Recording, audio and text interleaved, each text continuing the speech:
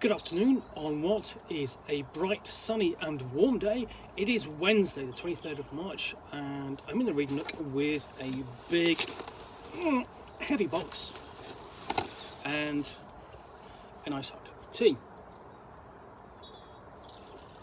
Now you'll see that I've already been into this box more than once, so it's already open, so let's keep digging because there's quite a lot to get through here still. So the first thing I'll pull out, well, you've seen these before, obviously the dice for John Carter of Mars, and I've done lots of unboxings for that role-playing game, and of course the little decks of cards you can get for it. Still got my eye getting some of the tiles to complete the set, but the first thing down after that is this bundle here. So let's open that up and close up the box. Just get in the way. So, open up. And what I've got here is this Mutant Chronicles 3rd edition, techno-fantasy role-playing game, 3rd edition, Modiphius Entertainment, using the 2D20 system. It's one of the first role-playing games to use the 2D20 system. So, this came out, when did this come out? Let's have a look, just check. Let's see, 2015? So it's a few years old now, but still, like many role-playing games, serviceable and playable, and there's plenty of support for it, as you've kind of seen from the previous unboxings that I've done. So, the solar system is a roaring maelstrom of death and war. The inner planets have been swept clean by the violent onslaught of the Dark Legion's monstrous hordes and undead soldiers. In the enormous cities of the distant future, heretics devoted to the destruction of mankind stalk their dark back streets and gloomy alleys, spreading their teachings of greed, jealousy and war.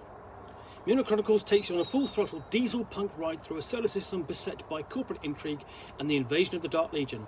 With technology failing due to the insidious effects of the dark symmetry, mankind must fight back against the Dark Legion hordes whilst dealing with infighting and conspiracy. Now in this 3rd edition of the definitive techno-fantasy role-playing game, you can play during the early days of the dark symmetry, through the brutal corporate wars, investigate foul cults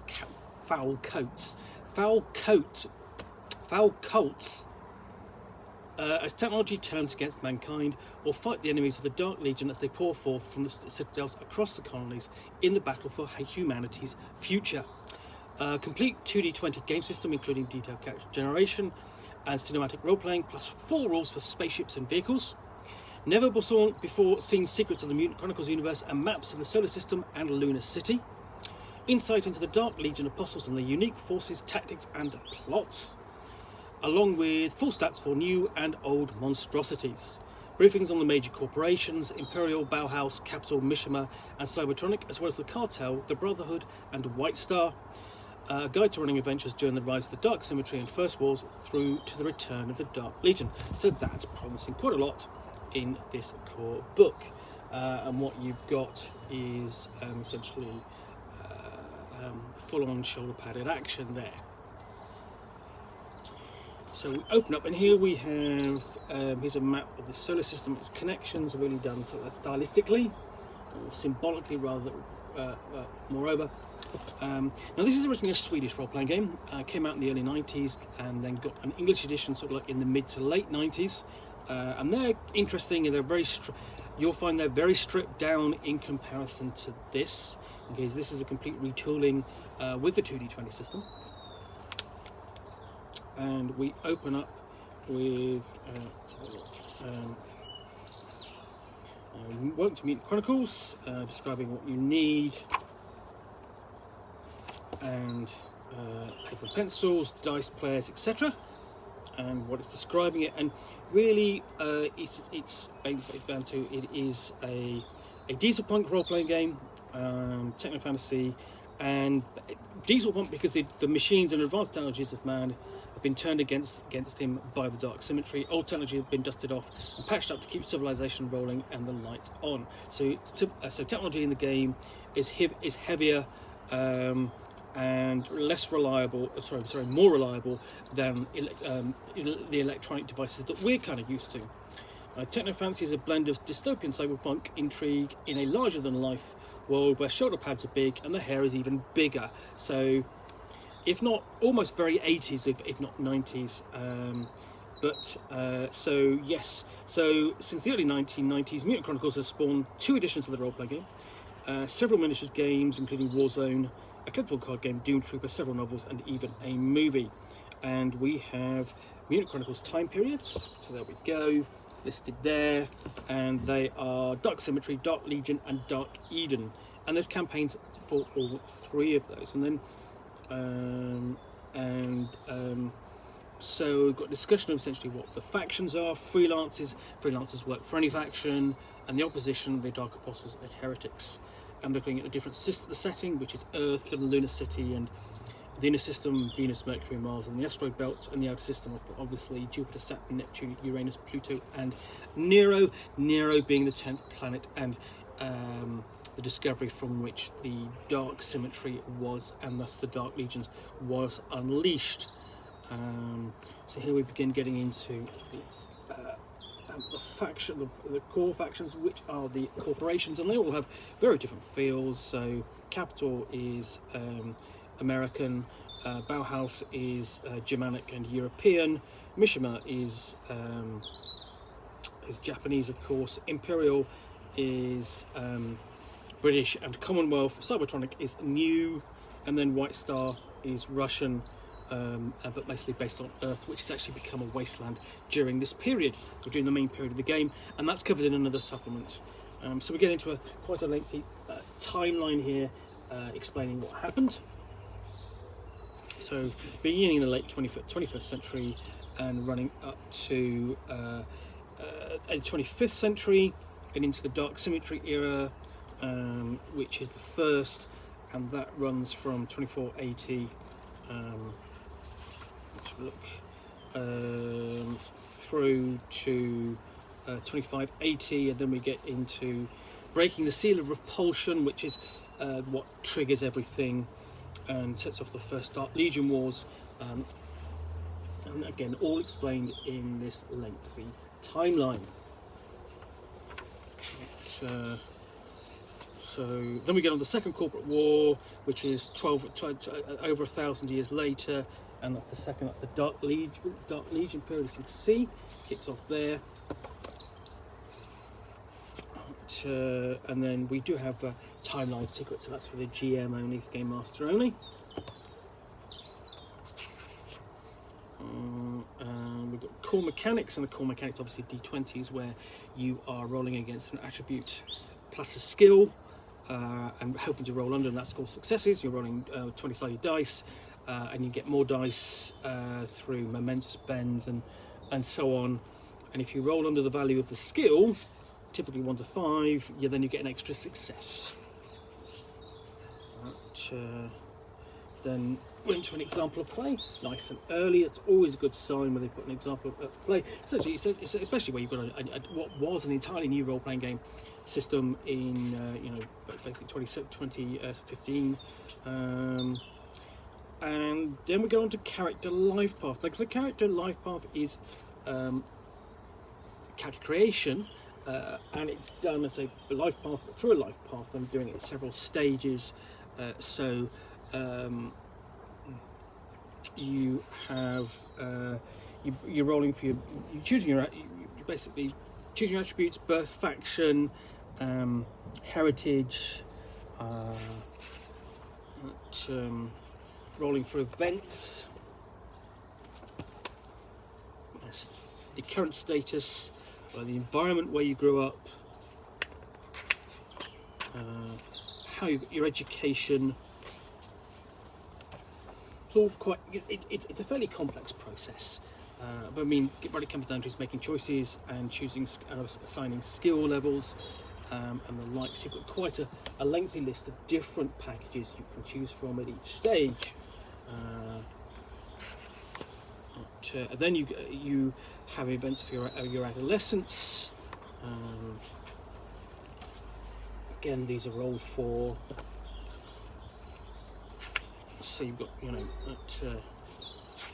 38 options there. Then the primary career, and again that's almost got its own sub-steps built in. And then you're looking at things like farmer stroke frontiersman, police beat cop, media reporter, ship's crew, intelligence operative, and so on, backed up by, guess what, career events. So you are building a character with a history and a background, and things that you can, as a gamer, you can role play off. And then the last kind of thing is you go into iconic careers. Whether you match, so you have things like heretic, inquisitor, so heretic, inquisitor, mystic there, and they all come, each of these at each stage come with their own talents and skills and so on. Mortificator, conquistador, murders and acquisitions agent, blood beret. Again, these are signature sort of like careers for the setting, and represent the sort of the end point of character creation. Corporate samurai, triad enforcer, shadow walker, technological archaeologist.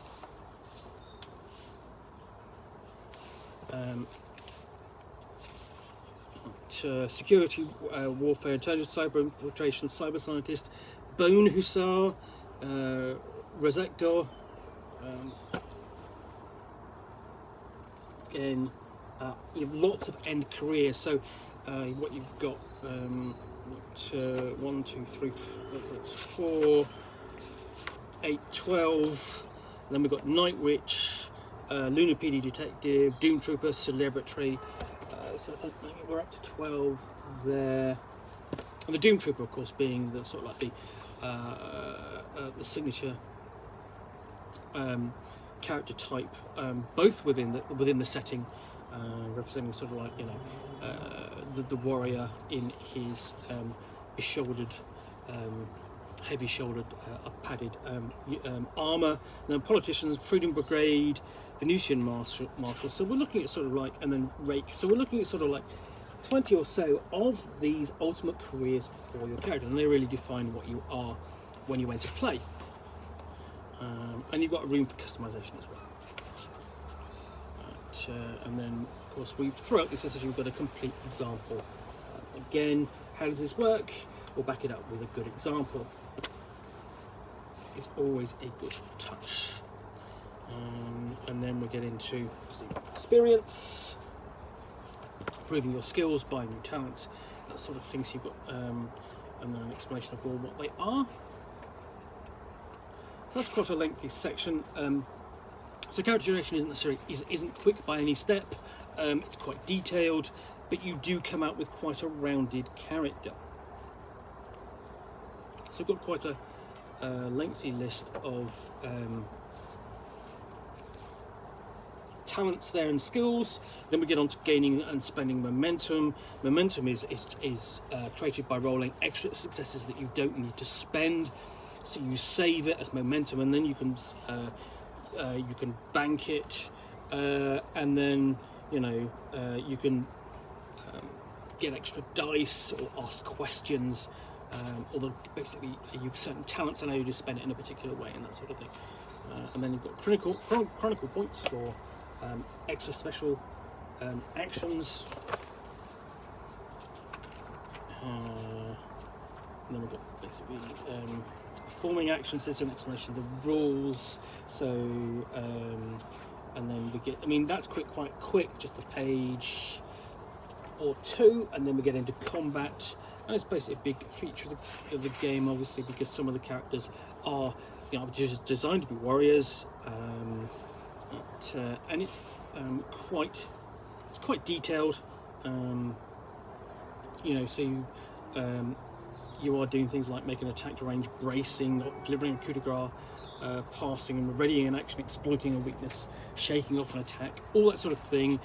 There are lots of things to take into account when you play, and really it does need certainly it takes a little bit getting used to, I suppose. And then you've got momentum you spend for combat, like adding bonus damage or a cord shot, making a devastating blow or disarming someone, getting up quickly when you've been knocked prone, and more. And you can play it sort of like tactically with miniatures, or you can play it with, as standard.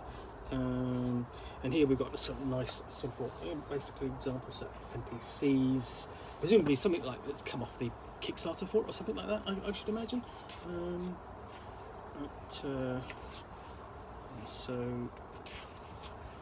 Big section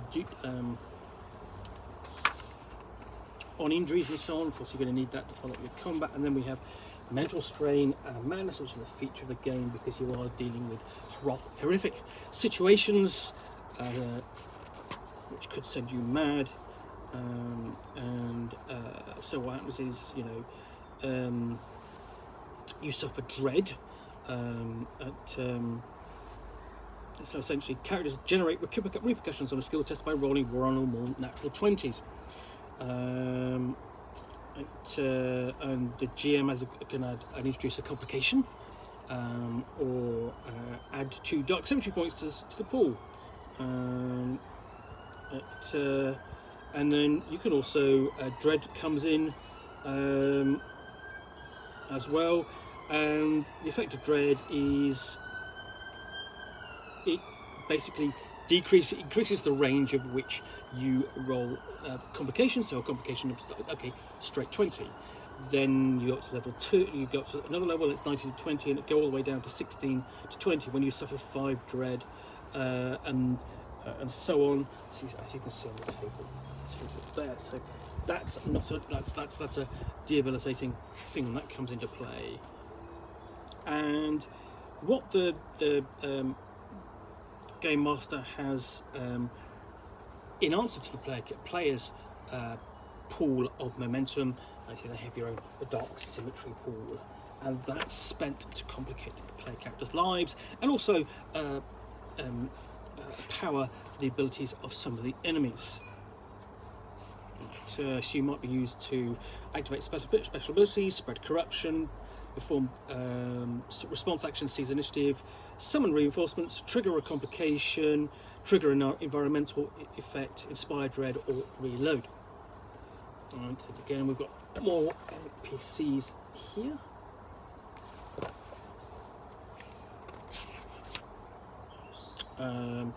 And worse, it's not just a question of mental stress, the player characters can suffer from corruption and fall to darkness, essentially go insane, serve the other side, become the enemy.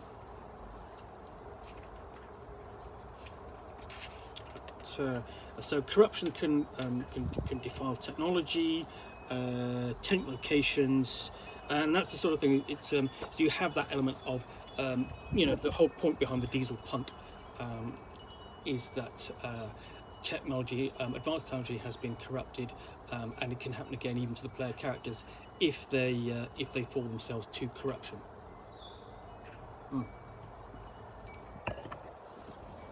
So,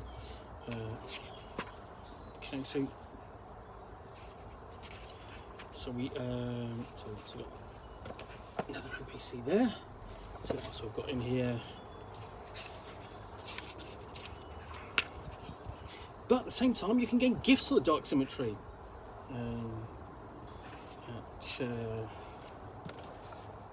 So you can have supernatural gifts, so which might be again corrupted device or dark curse, dark ward, harrowing of the void, or a vile cloud, all depending upon which of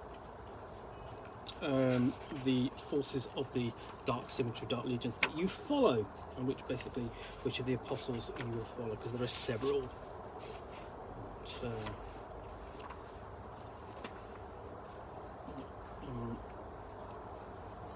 And then we have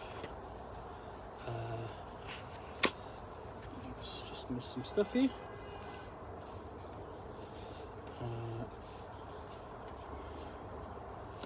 dark symmetry. So it's just quite a lot to go through in here because it's quite a solid rule book. And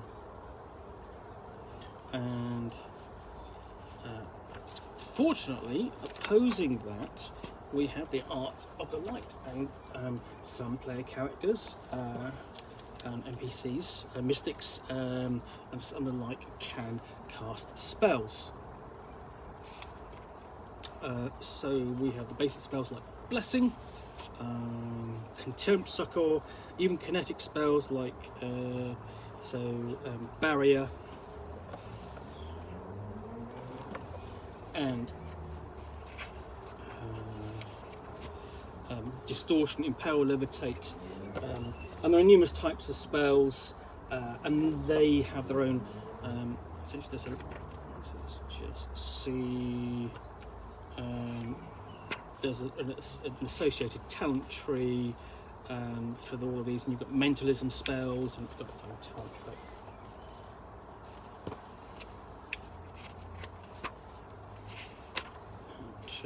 Again, for manipulation and exorcism, again very similar. Let me get on to vehicles. So this covers everything from ground vehicles to space vehicles.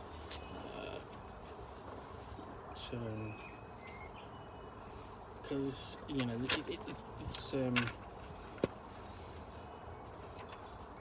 so we get on to actual jets and fighters and the like, and another NPC. And, then we get into spacecraft.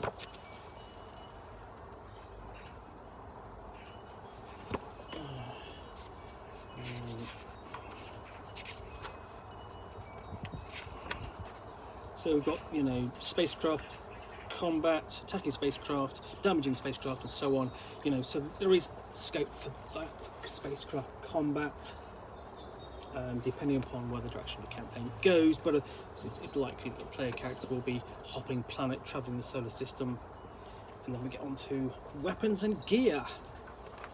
And this is backed up with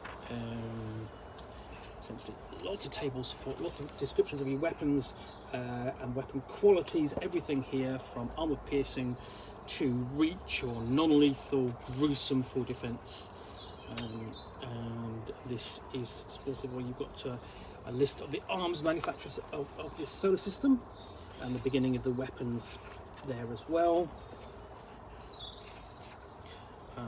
So, you know, so for example, you've got all these weapons, and so essentially you have an accompanying piece of artwork which displays all the weapons in the text. So they're easier to find. You get your great thing about that is you get a nice idea for your player characters. What weapon have you got? Oh, that's looking cool. You know, because obviously players do like to have cool looking weapons. So we've got submachine guns and personal defense weapons on this table.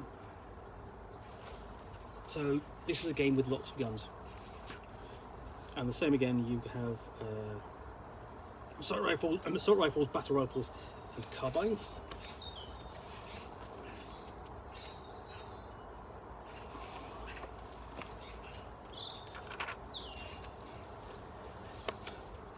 Sniper rifles,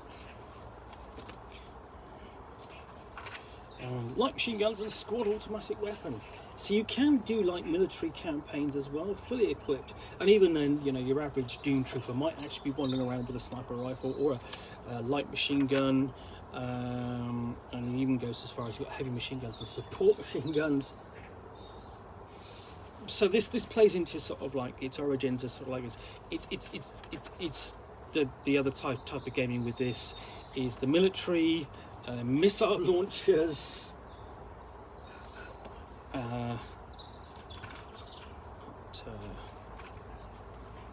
Auto cannons,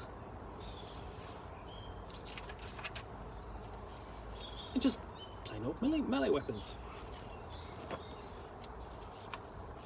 and even more melee weapons. And being that big curved one there, that's going to be the presumably a white star bone sword. So yeah, everything you really want to arm yourself with. Section on armour, because after all those weapons you really do need some protection.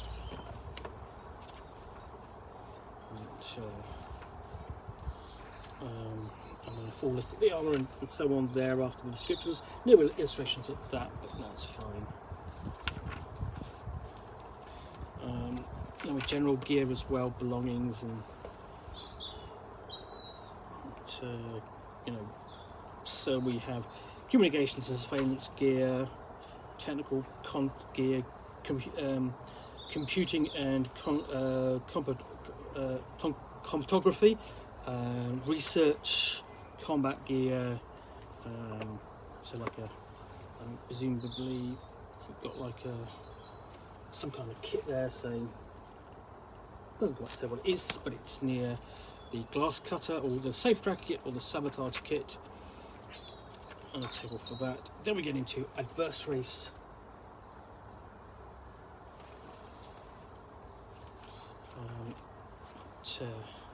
So this basically includes handling troopers and elites and hordes and squads and nemesises. So denizens of the solar system. Basically with another NPC, we've got like a lunar PD detective, and the lunar city is the default setting for the game. Once we get past that, then we've got the description of the dark soul and the apostles and the dark symmetry awakens. And this gives it more detail for the game master going into their background and what happened in the lead up into the main events of the game. And we've got the dark patterns and their major apostles. So that includes Ilion, Algaroth, Demnogenis, Semi, and Muajihi, and their rise to power, the Dark Legions. So you've got a lot of. I mean, this doesn't stint on background, and the thing is, there's no dearth of background here, and there's no dearth of background in the game because the individual supplements expand a lot upon the different aspects of the game. But this is a really good start, I think, so far. We have like it's a Nephirite, Ilion or Witch Nephirite, followed by what's that? Defiled Avatar. So there we've got the Nephirite there, and the I'm getting a visit from the cat who is not ours, and that's a defiled Avatar, and we've got a Templar and a Children of Ilion. So Eternal. So some lots of enemies that you can throw at your player characters who are more than human, or worse than human. And these things are quite big and nasty.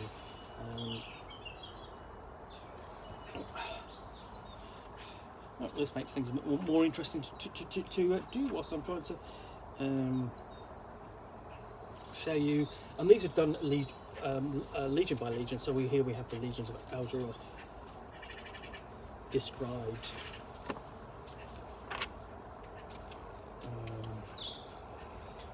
So Nephirite of Algaroth, or Warmonger Nephirite.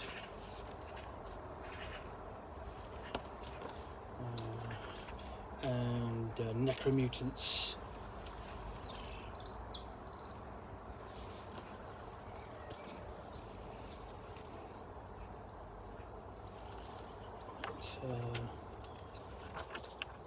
Undead Legionnaires.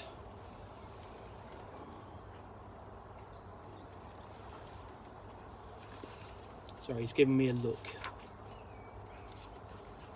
And all the way up to, we have a Praetorian Stalker. So absolutely great artwork in here. And we've actually got sort of like some of the technology in the guns that they're using. So that's helpful for basically describing them. You don't necessarily want to pick those up and use them. So lots of detail of the enemy that the game master can throw at her players. A lot, and that's a nice big sort of like bestiary if you want.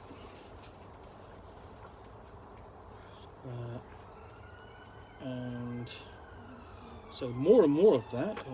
Just more and more of that. It's all really good stuff that you can bring into play. before we get into an actual setting, which is lunar humanity's heart. And essentially, Luna is where most of mankind went or settled after Earth was defiled. So we have a big description of Luna and its various districts. And of course, there's an additional supplement for Luna and the Luna PD. And this is describing the various areas like the Cherry Blossom District.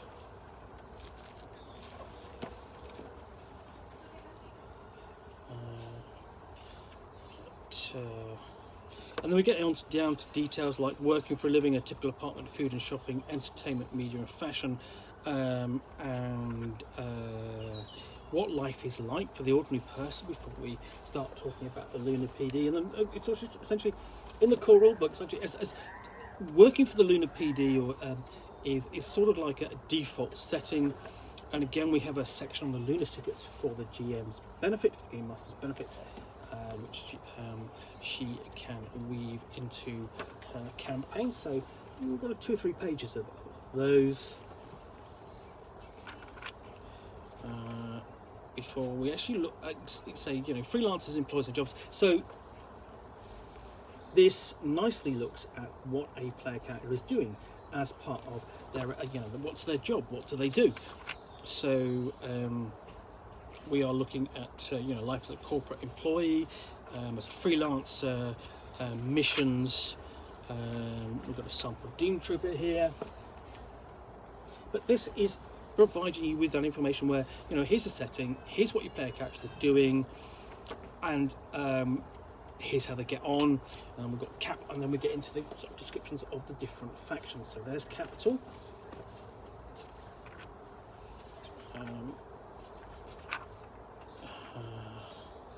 So that's quite a lengthy description of Capital, and it's going to do the same for each of the factions. And then we get to Bauhaus, which is the Germanic European Corporation.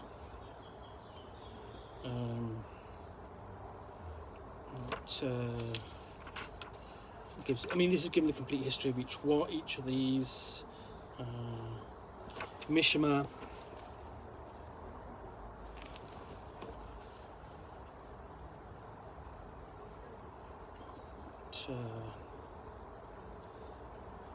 I missed out Imperial. Let's have a look, see what I've missed out.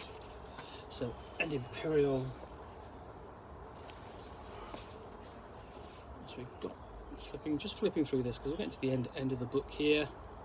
Cybertronic, which are the essentially you would say the Johnny Come Latelys, the new boys on the block, with their advanced technology, because it's essentially the advanced technology is not trusted.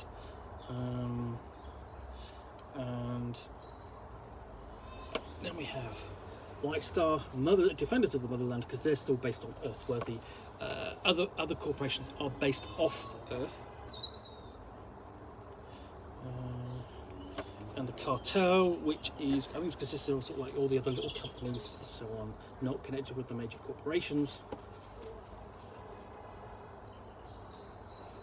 And the Brotherhood, who are the Cardinals, who, well, that's the primary faith in Mutant Chronicles.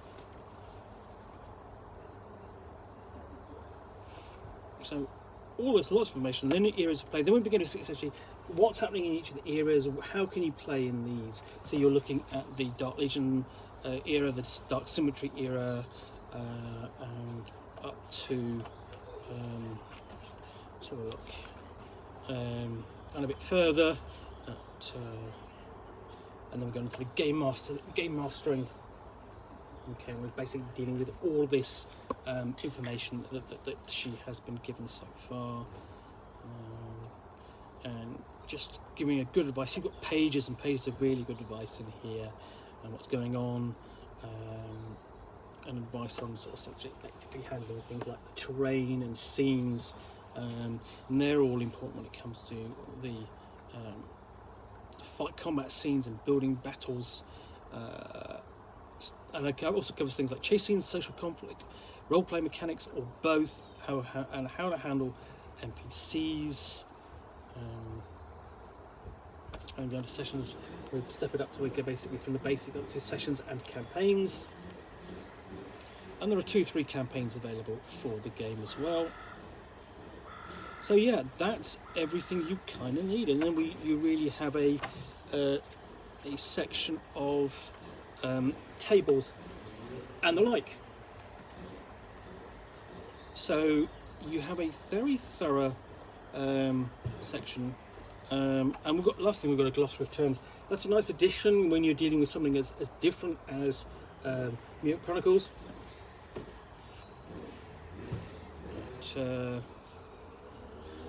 Decent index, backed up finally. You've got a list of all the pictures. Here are the supplements which will be or are available. Some of these I've looked at, some of them I've done unboxings on. So yes, that is Mutant Chronicles, Techno Fantasy Role Playing Game 3rd Edition from Modiphius Entertainment. If you've enjoyed this lengthy unboxing, then please do click on the like button down below. So if you've got any comments or feedback, I appreciate you taking the time to post those. And lastly, if you want to be alerted to yet more unboxings, where you will see me out here with a box sorry, let's just move all this and a game which I will unbox and chat about to the best extent of my knowledge for roughly 10 minutes or extra in this case. Then all of course accompanied by a nice hot cup of tea, and occasionally a cat who's not ours. Then please do click on the like button. Sorry, please do hit that subscribe button. I'm being distracted by the motorbike. Anyway, thanks again for watching, and we'll be back again soon with another unboxing of the Nook. Bye for now.